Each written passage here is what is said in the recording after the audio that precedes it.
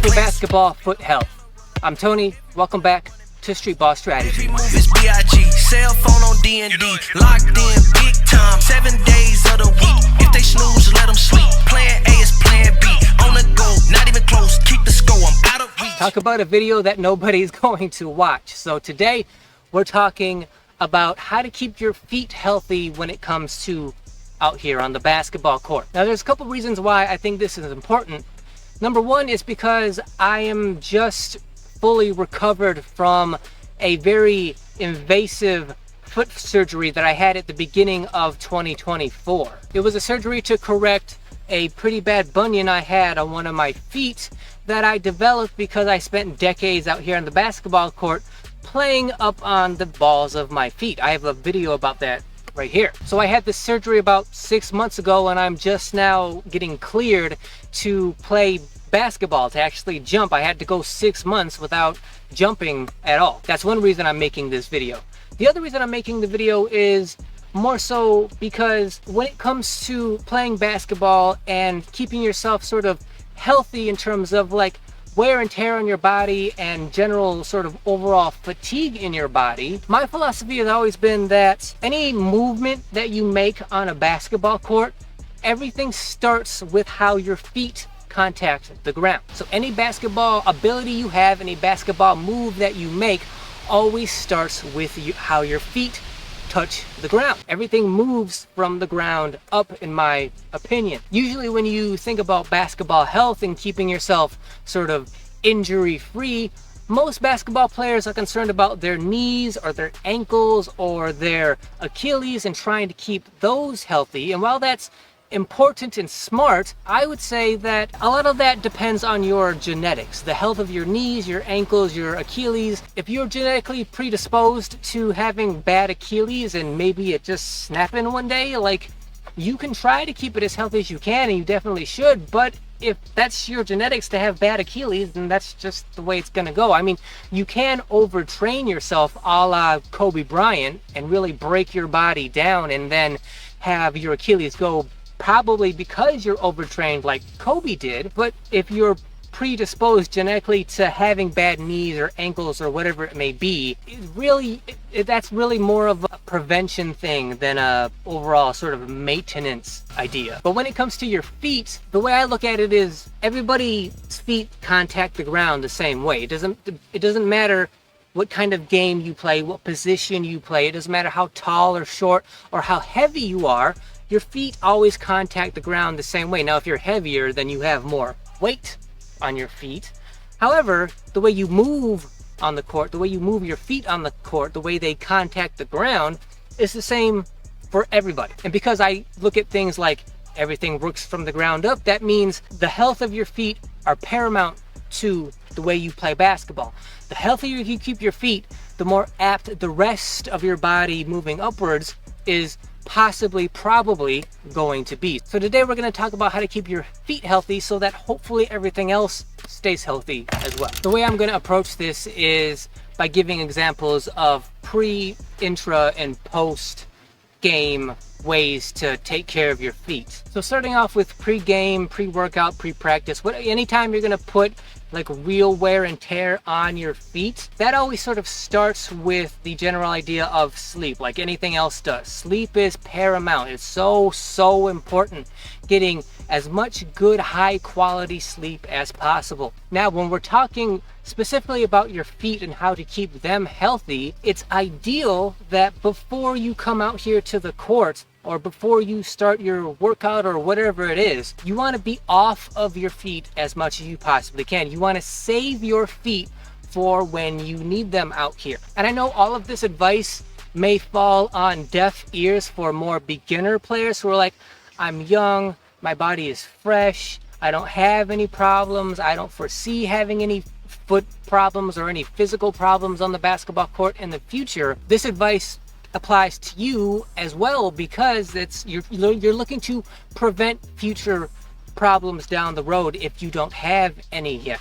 So that being the case, even if you are young and you are a beginner and your body is fresh, you still want to save your feet as much as you possibly can for when you need them later on. Now, continuing on with pre-whatever, pre-practice, pre-game, pre-workout. When you get out here to the court, right, you want to warm up your body, including your feet. See, I used to come out here to the court when I was in my beginning phase of my career, and I would come out here and I would do a bunch of stretching, and then I would do a bunch of like running around, like cardio stuff to get my body warmed up, and then I would hit the court. And more often than not, I would find myself out here once like game started being kind of like shaky, and I would feel weak. And I didn't realize, side tangent, I didn't realize that the reason I felt that way was because of the static stretching I was doing. So I would, do the thing where you do a stretch and you hold it for a certain amount of time, and then you let go, and then you stretch it again and you hold it. Static stretching is for after the game. That's post game. That's how you sort of recover after the game. Pre-game, pre-workout, you want to do, if you're going to stretch, you want to do some kind of dynamic stretching. So while you're stretching through some kind of a movement, like leg swings or something like that, you don't want to hold a static stretch before a game. But when I was a beginner, I didn't know that, right? So instead, what I did was like, I'm just going to stop warming up altogether. Like I would feel weak and shaky during the games from all the stretching I was doing. I didn't realize it was the stretching, but I would be weak and shaky in the games. But I realized it was something to do with my warming up prior to that. So I would just stop warming up. I would come out here and get some shots up and like do some shooting around before games, but that would be all the warm-up I would do. What I wish I would have done instead, and what I recommend for you guys to do, is do some kind of dynamic stretching, do some kind of cardio movement to get blood flowing, to get your lungs and heart going. And what you're looking to do, the overall sort of goal of all of that warm-up, is you're looking to get your blood flowing so that you get the right hormones flowing through your body, especially to your joints and your ligaments and your tendons. You want the right, good, healthy hormones to reach those parts of your body, especially your feet, because your feet are the furthest away from your heart. So it's hardest for your heart to get good quality blood and thus good quality hormones to your feet. So you want to warm up thoroughly, slowly, working your way into a higher and higher kind of heart range so that you get good blood flow, get good hormones to your feet. You don't want to just come out here and hit the court hard and start sprinting as fast as you can, like jumping right into game speed immediately with quote unquote cold feet. No, you want to get blood flow down there, good hormones down there as much as possible before actual game intensity starts. And then once the game is in progress, once the competition is going and now the intensity is up, my philosophy, my hypothesis is that you should never hold anything back. Like if you're out here and you're out here for the reasons that this channel exists, which is to be the very best basketball player you can be, then you gotta push yourself, right? You gotta push yourself, you gotta push your game, you gotta take it to the limit, see what you're optimally capable of every single play that you have the opportunity to. So don't hold anything back. Don't be afraid to like, oh, I don't want to hurt anything. I don't want to push my feet too hard, my knees, whatever it may be. I don't want to go too hard because I'm afraid of the wear and tear that I'm causing. My philosophy is just, if you're out here, you should be trying absolutely as hard as you can. Let me rephrase that, because it should not be absolutely as hard as you can in terms of health, in terms of wear and tear and trying to keep yourself healthy.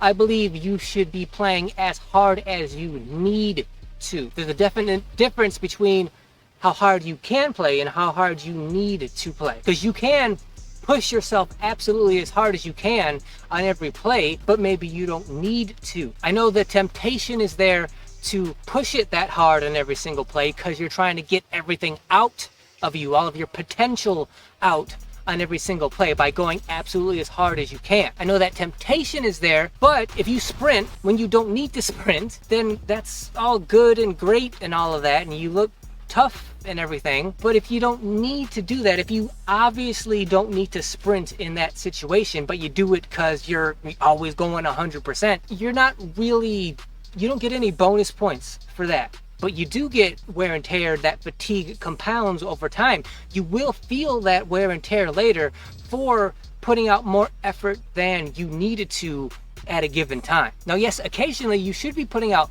max effort on the court, occasionally under the right circumstances, but you don't have to do it every single time.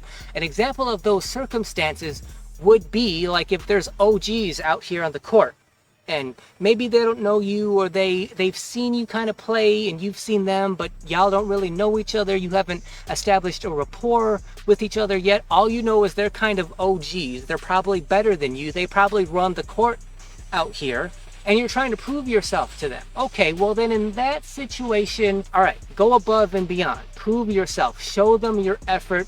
Show them how hard you're willing to play. But you don't have to do that all the time in every game. Play as hard as you need to, not necessarily as hard as you can all the time. Taking that into account, now in between games, right, when a game is over and you go to the side and you rest in between games, in terms of health, keeping your feet and your body as healthy as possible during those rest periods, my advice is do whatever you need to do and do whatever you can to rest and more importantly, recover as much as you possibly can in between games. See, something I used to do, a mistake I used to make, was the game would end, I would go to the sideline with my friends or whoever was out here, I would get a drink, maybe, very temporarily catch my breath, but then I would come back out to the court with the ball by myself, and I would shoot around and maybe even practice in between games while everybody else is off to the side of the court, sitting down, being off their feet, resting and recovering. And I did that because, well, number one, I wanted to. I just wanted to go from one game to the next game. I didn't really want to rest that much because I was having so much fun. But also because if they were going to rest, I was going to send the message that while y'all rest, I'm going to be out here on the court, putting in work, getting better, while y'all are being lazy and resting. I'll be out here putting in the work because I'm hard, I'm tough, I'm strong.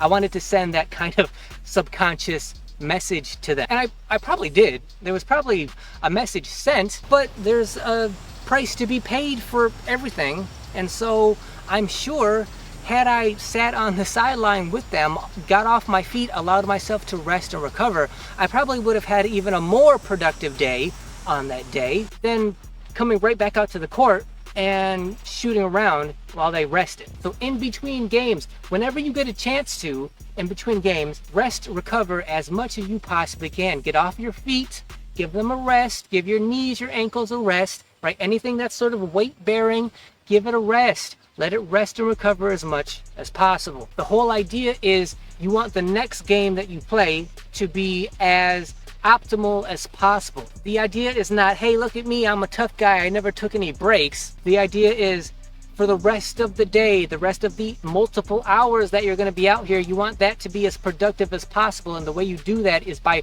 resting as much as you possibly can in between games. Post-competition, when your day is done, your workout, your practice, whatever it is, when your work for your day is done, now it's time to recover from that day. And recovering from that day in terms of your feet is pretty similar for any other way you would recover optimally. That means as soon as possible, when you're done with that workout, that game, whatever intensity you put your body, your feet through on that day, you want to start to rest and recover as soon as possible. You want a good, healthy meal as soon as possible.